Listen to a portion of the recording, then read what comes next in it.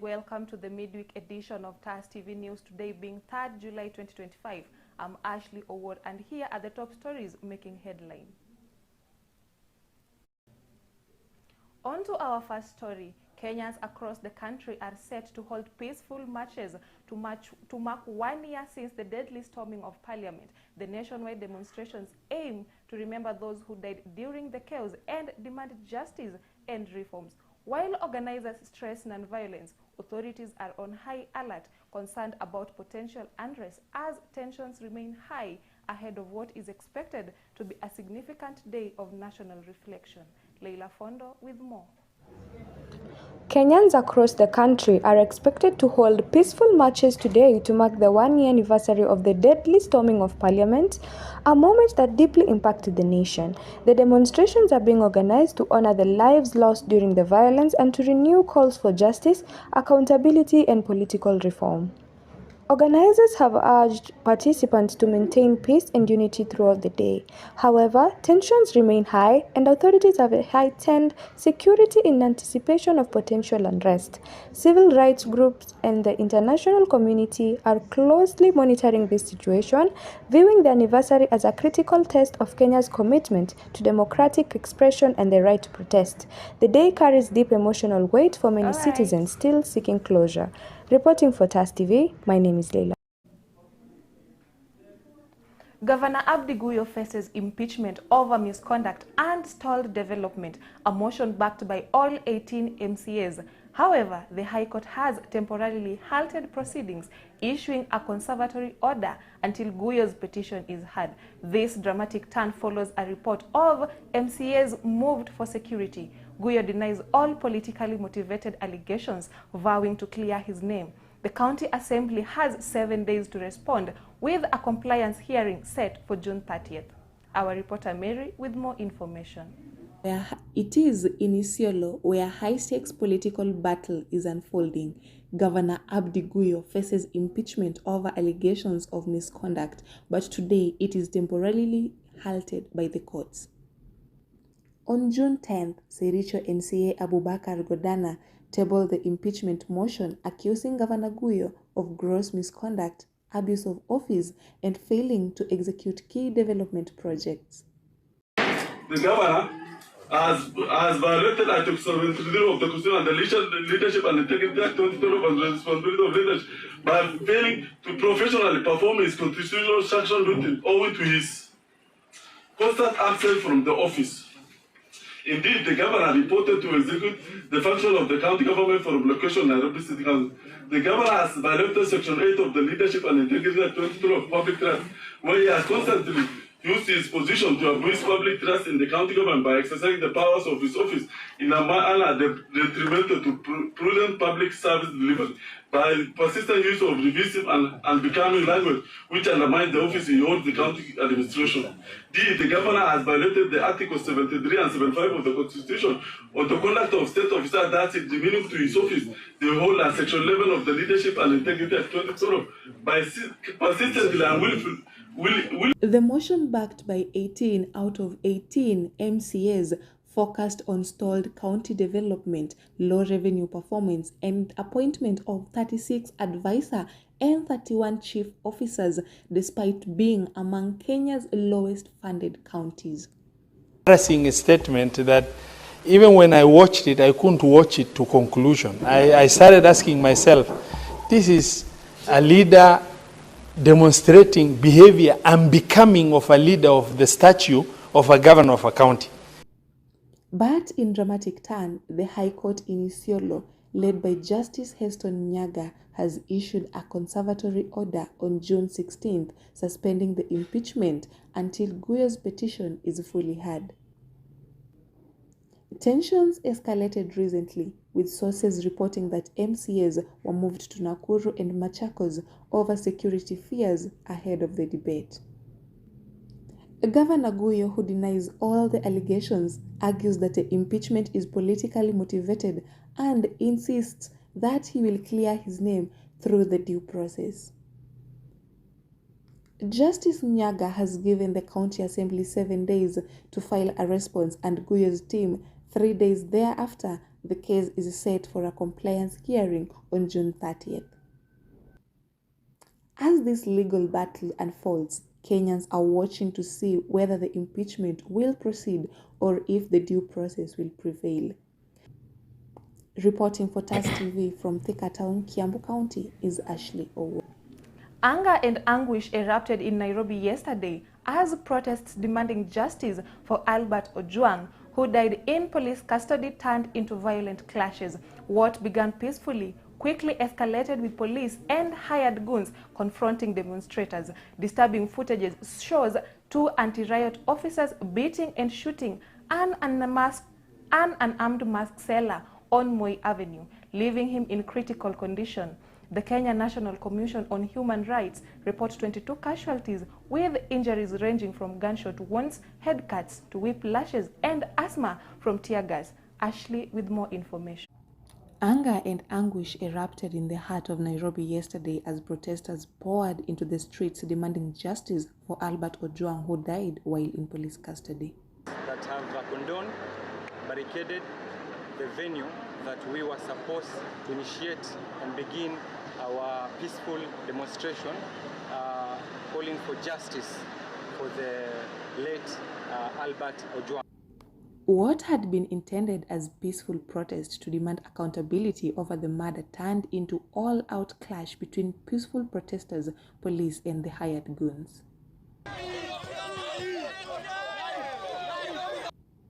Two anti-riot officers were caught on camera cornering an unarmed masked seller on the streets along Moi Avenue, beating him before shooting him on the head, leaving him in a critical condition. However, the Kenya National Commission on Human Rights Vice Chairperson Dr. Raymond Nyeris has reported 22 casualties and revealed that out of them, the majority of the injuries range from gunshot wounds, head cuts, whiplashes, and asthma from inhaling the tear gas. Reporting for TAS TV from Thika Town, Kiambu County is Arshley. 15.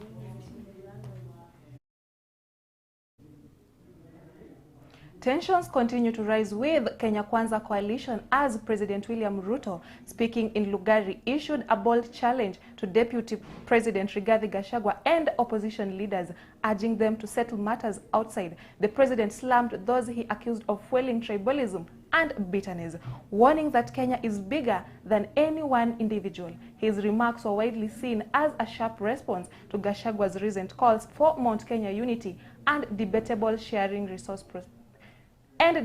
resource sharing proposals. Our reporter Eve Kagendo with more information. President William Ruto issued a fiery challenge during a public address in Lugari, Kakamega County, directing pointed remarks at former Deputy President Rigathi Gachagua and opposition leaders. Hiyo ndio kazi mlinipatia. Na hiyo ndio kazi mimi nafanya. Na nafanya na bidii sana. Yeye mnanielewa? Hawa watu wengine hawana mpango, musipoteze na we cannot hand over to people hawana mpango. Ati mpango yao Ruto must go. Sasa Ruto must go itakusaidia na nini? Hujui vile vijana wetu watapata kazi, hujui vile kilimo itaendelea, hujui vile watoto watasoma, huna mpango ya ajira ya vijana. You have no plan to do anything.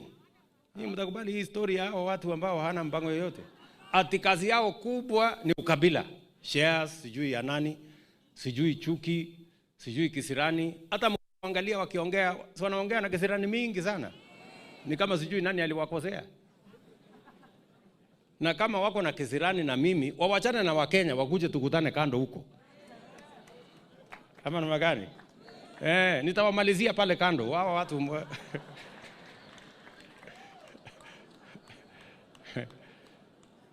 sijui kama tunaelewana.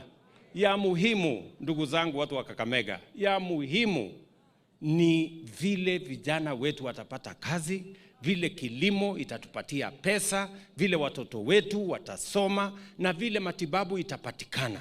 That is what is important to us as a people, to the people of Kakamega, to the people of Western, and to the people of Kenya. In a bold and confrontational tone, Ruto said, "Come, let's settle this outside," signaling growing political tension within his Kenya Kwanza coalition and against rival camps. Let's ignore the naysayers. Let us ignore those who have nothing to offer to us except insults, name-calling, and ethnicity. Let us focus on the future of the nation. And I am confident about the future of Kenya. The president criticized leaders who, according to him, are driven by personal interest, tribal politics, and anger, rather than national unity and development. People are walking around with bitterness, trying to divide the country along ethnic lines. Kenya is bigger than any individual, Ruto declared. Reporting for TAS TV, Thika, Kiambu, I'm Evelyn. Tensions continue to escalate as Israel intensifies its military offensive against Iran, striking over 100 strategic targets in Tehran and other key cities. In response, Iran has launched a wave of missiles and drone attacks on major Israeli cities, resulting in numerous civilian casualties on both sides. As conflict enters its fifth day, the global leaders are urging for de-escalation amid rising fears for a broader regional war. Take a listen.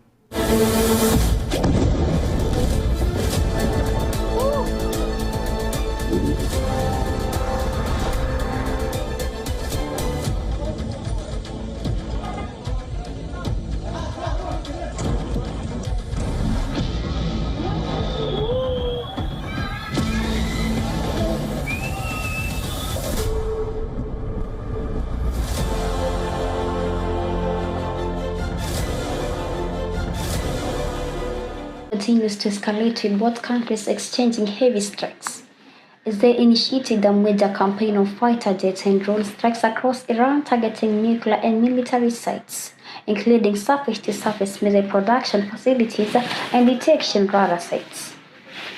This operation has resulted in at least 224 fatalities and over 1,200 injuries in Iran, with many civilians among the victims. Israel forces claims to have destroyed 1/3 of Iran's surface-to-surface missile launchers in that shield.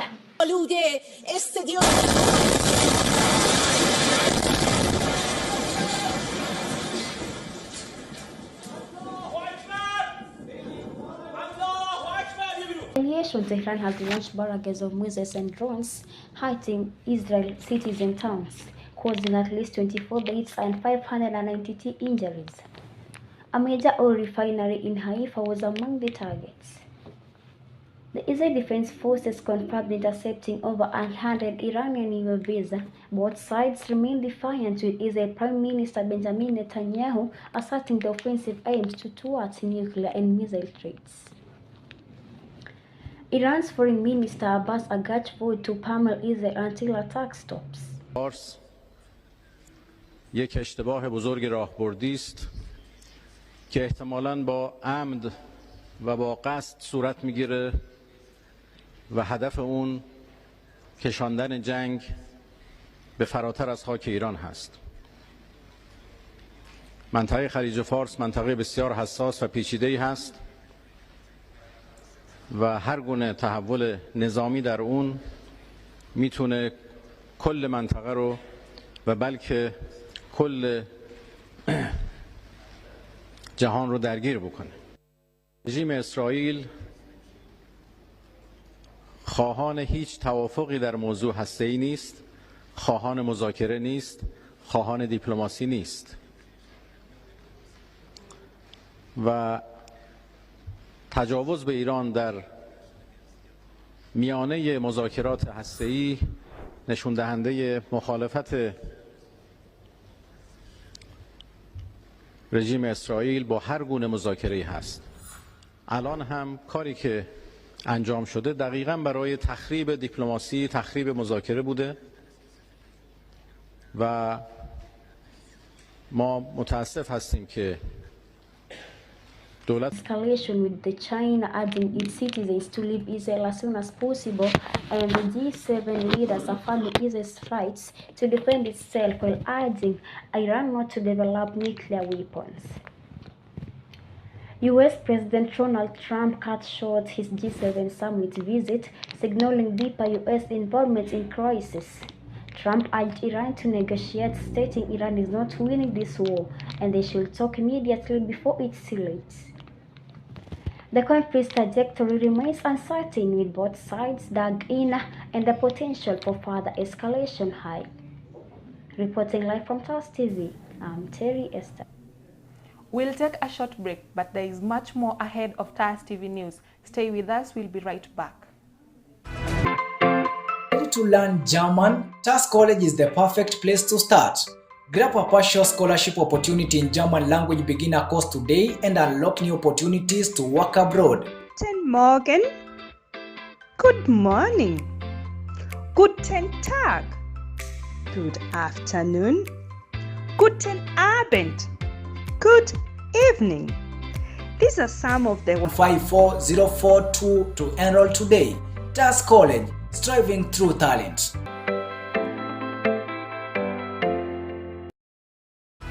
Kikuyu Member of Parliament and National Assembly Majority Leader Kimani Ichung'wah claims destruction of property during protest held on Wednesday, June 25th by Gen Zs in remembrance of those who died in the 2024 anti-finance bill demos. Justin Sifa looked into this story.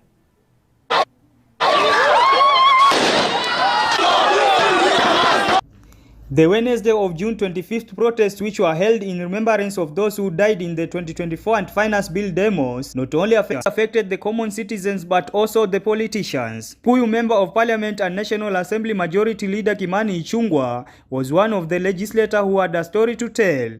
Honorable Speaker, I beg to second this motion. Honorable Speaker, as I second this motion, it's important. Order. It's important, Honorable Speaker, as I second this motion, for us to be clear on what the motion is asking us to do. One, Honorable Speaker, is to affirm and acknowledge that the people of Kenya and every citizen in the Republic of Kenya has the right to demonstrate, protest, and express dissent in accordance with our Constitution, but do so peaceably and unarmed, Honorable Speaker. Speaking before the National Assembly on Thursday, June 26th, the legislator stated that angry protesters broke into his business. Additionally, he stated that there was also an attempt to murder his 105-year-old father and 85-year-old mother. The other thing we're asking to be done by this motion is to condemn, in the strongest terms possible, the wanton destruction of property that we witnessed yesterday. And I dare say, Honorable Speaker, that wanton destruction, as the mover of this motion has said, was visited largely on the people of the Mount Kenya region, where I come from, on businesses owned by the people of Mount Kenya. Yesterday, Honorable Speaker, there was an attempt to kill my 105-year-old father and 85-year-old mother. He further revealed his business and family were not the only ones that were affected in his constituency. He stated that the Kikuyu law courts were razed and the sub-county and county offices were also destroyed. Their chief financier and key mobilizer, Honorable Speaker, yesterday we lost a court in Kikuyu. The Kikuyu law courts were all razed down and everything looted, including the destruction of court records, including titles deposited in those courts, securities of people deposited in those courts, and criminal records, Honorable Speaker. Honorable Speaker was saying June 2024, we let it pass, and two sitting members of this House who are being investigated by the Director of Criminal Investigations rushed to court, obtained orders to stop their arrest, following information that the DCI had that they were involved in the mobilization of goons that looted from the people of Mount Kenya in Nairobi, including the burning down and deaths of Kenyans at the Sunbeam building somewhere along Kimathi Street, Honorable Speaker. They continue to be protected by the judiciary, Honorable Speaker, through that court order. Court orders using anticipatory bails cannot be into perpetuity, Honorable Speaker, because we are breeding impunity through these conservatory and preemptive orders, Honorable Speaker. The same characters, Honorable Speaker, are involved in the mobilization, financing, and looting that you saw yesterday, Honorable Speaker.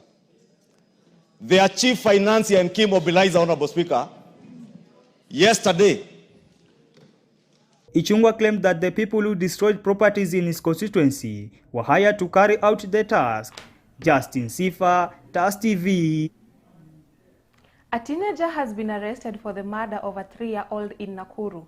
Liz Njeri Mwangi allegedly lured the victim, Margaret Wanjiru Kirathe, away from a church in Menengai area before strangling her with a cloth. Police found evidence including a CCTV footage and cloth worn during the incident, linking Mwangi to the crime scene. The victim has pronounced death.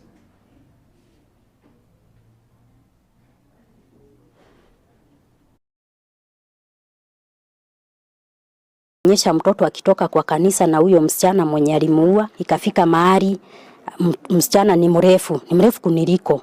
Sasa ana kashironi kadogo. Yeye tu anaonekana ameskuti tu kidogo tu. Vile nilikuwa nimemdress na kaskafu. Ako kaskafu tu dia anamfinya nako.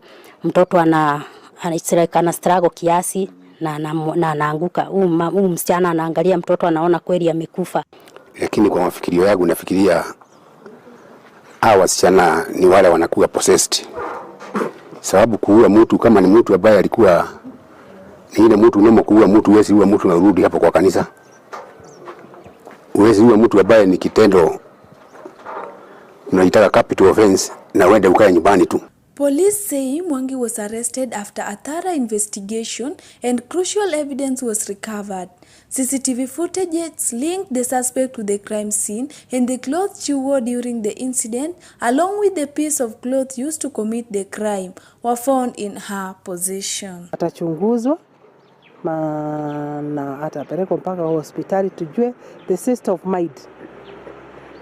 Ile kitu ilimsubua kwa akili yake ni nini?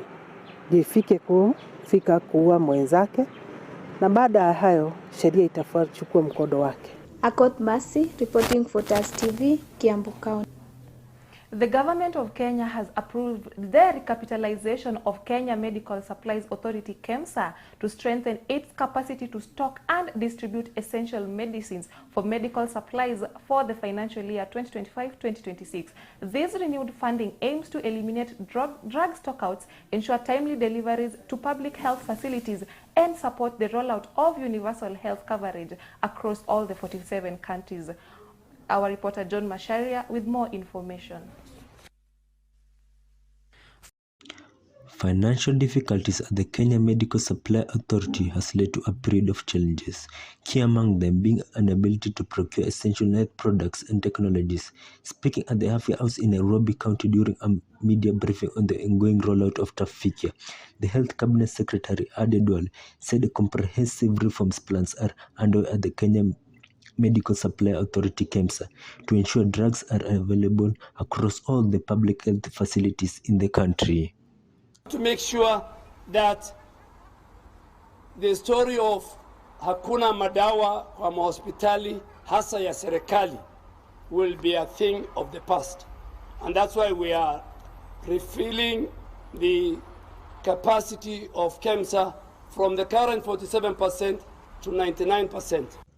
The CES further said track and trace technology will be used to monitor everyday drug journey from the manufacturer to a uniquely patient at the facility to ensure counterfeit drugs don't find their way into the market. Never hear of expired drugs, of buying drugs that are not needed in the market until they expire at their warehouses. KEMSA will be a different KEMSA. Duale said Digital Health Agency and the Social Health Authority has identified and closed over 729 compliant facilities along the country. Digitizing all aspects of the healthcare, from the patient records to facility operations, to eliminate fraud, to reduce inefficiencies, and ensure seamless service delivery. The government has allocated 1.75 billion shillings to settle pending arrests. It has also reaffirmed its commitment to implement all the return to work agreement. The CS, however, urged union leaders in health sector space to match this goodwill by the government with constructive dialogue. Allocated, as I said earlier, 1.75 billion to settle the pending arrears and reaffirm our commitment to implementing the all return to work agreements. This is a government that acts and not just talks. We also urge our union leaders to match this goodwill with a constructive dialogue. Let us end disruptive strikes and instead work together towards sustainable solution. For the sake of our patients. Reporting for TAS, I'm John Masharia. Leaders from across Africa have gathered for a special summit aimed at strengthening joint efforts in fight against drug trafficking and abuse. The summit is being held in Nairobi, bringing together heads of state, health experts, law enforcement agencies, and civil society groups. Faith Ngasi with more information. Transport Cabinet Secretary Kipchumba Murkomen has spoken candidly on matters of national security. Following public outrage over the mysterious death of blogger Albert Ojwang in police custody, addressing Parliament, Murkomen emphasized the need for accountability, insisting that justice must prevail regardless of rank or position in the security forces. Murkomen, while expressing deep sympathy to the family of the late blogger, stated that no one would be shielded from prosecution. He assured the nation that investigations into Ojwang's death will be impartial and thorough, noting, "As a parent, I feel the pain. No one should die in the hands of those meant to protect them." Very much. First, let me say that on the question of the first question by Eric was in relation to the role of the DIG in the question of the issue to do with the murder of Mr. Albert Ojwang. I'd like to say that, and whether or not he should resign, I'd like to say that the investigations, as I've already said earlier, are going on with IPOA. IPOA is doing its part in terms of investigations. DIG Lagat is a seasoned police officer who understands what it takes to carry out matters of investigations and where or whether or not his conduct or act or position can affect that investigations. And I think we will cross the bridge when we reach there.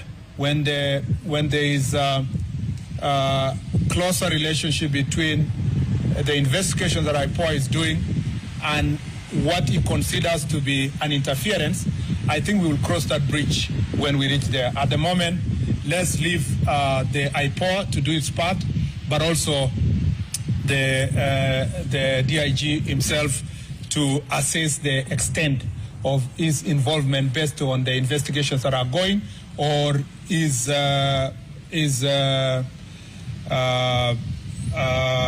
position vis-a-vis the investigations, and then make that decision when we cross there.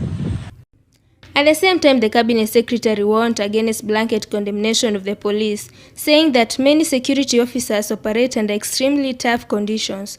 He called on leaders and the public to avoid politicizing issues of the national security, urging for a balanced conversation that holds individuals accountable without undermining the entire security apparatus. Reporting for TAS TV from Thika, I am Faith Ngasi. The government has secured 16.5 billion shillings to strengthen climate resilience, improve food security, and protect natural resources in rural areas. The funding from the International Fund for Agricultural Development will support a 10-county program targeting environmental restoration and income generation for smallholder communities at a time when climate continue to threaten livelihood across the country. Agnes Wanjira with more information. The Auditor General's review of the National Social Security Fund released early this month paints a troubling picture, while showing a possible 16 billion shillings exposure from poor investments, unlimited contributions, and stalled projects. But speaking during the opening of the International Social Security Association conference in Nairobi, NSSF Managing Trustee David Koros says no money has been lost. If you read the auditor's report, and for the first time ever, NSSF got an unqualified audit report. Unqualified audit report. That's the most important message. The second issue, the figure they are quoting is not actually what was lost. It is misinterpretation. It is money stuck in projects. We have legacy issues which we are dealing with. The fund is also defending its planned investments in the Neuro-Nimau Summit Toll Road Consortium, saying it is a well-vetted revenue-generating venture that aligns with the strategy to diversity and grow pensions returns. But uncertainty looms as some quarters are questioning whether such large-scale infrastructure deals are appropriate for a pension fund already under audit scrutiny. We've been talking about building Likoni Bridge, looking for billions of money, trying to borrow from the World Bank, trying to borrow from ADB, trying to borrow from somebody, from the Chinese, trying to borrow. But maybe National Social Security Fund, we can partner in a way that as you grow and expand with a very good vision, we don't have to borrow money to build the Nyali Bridge. We can build it with our own Kenyan money.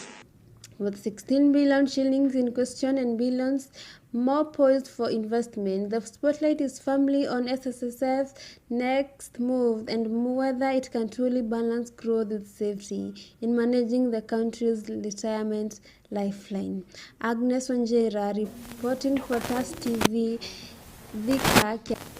And that brings us to the end of TAS TV News. Thank you for staying with us. I've been yours, Arshley Owor.